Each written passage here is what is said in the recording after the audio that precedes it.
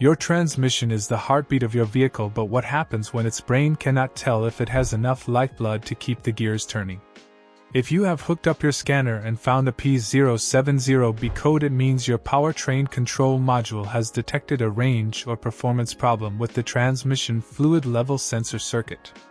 This is a generic code that you will find on many modern trucks and cars like Chevrolet, Ford, or Toyota, and while it is not the most common code out there, it is one you should take very seriously because ignoring it could lead to your transmission burning itself up from the inside out. This sensor is a simple but vital part that stays grounded when your fluid is at the right level, but once that red liquid drops too low, the switch opens up and sends a signal to light up a warning on your dashboard to tell you that you are in trouble. When the powertrain control module sees that the signal coming from this sensor does not make sense, it triggers the check engine light, and might even cause some erratic shifting or performance issues.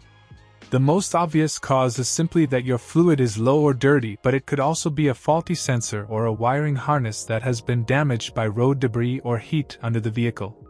To start your diagnosis, you should always check the actual fluid level and condition first, following the specific steps in your owner's manual, because some cars need to be running and warm while others do not.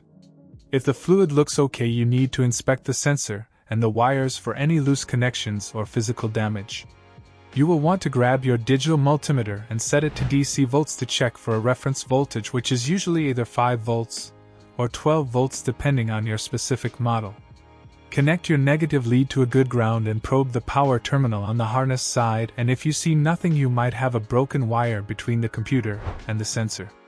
If the power is there but the sensor is still acting up, you can check the ground side for continuity by switching your meter to ohms and making sure you have a solid path to the chassis. If all the wiring is perfect but the sensor still reads out of limits when you test it directly, then the sensor itself is likely dead and needs to be replaced. You should definitely head to a professional mechanic if you are not comfortable getting under the car, or if your transmission is already slipping and grinding because internal damage might have already started. Getting this fixed quickly will ensure your transmission stays lubricated and cool for thousands of miles to come.